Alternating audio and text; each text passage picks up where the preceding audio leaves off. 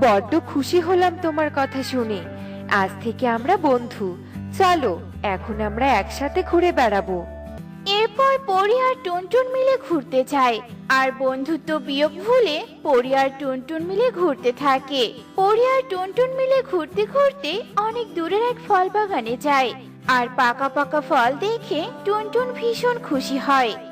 একে এত পাকা পাকা ফল, আমি তো এত সুন্দর ফল কখনো দেখিনি।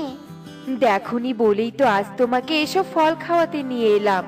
এই ফলগুলো শুধু দেখতেই সুন্দর নয়, খেতেও ভারী মিষ্টি। তুমি একবার খেয়েই দেখো না। আচ্ছা আচ্ছা।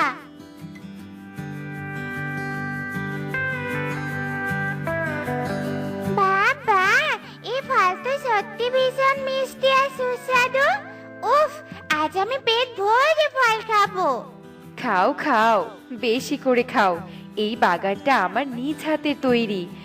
মন মতো ফল খাও।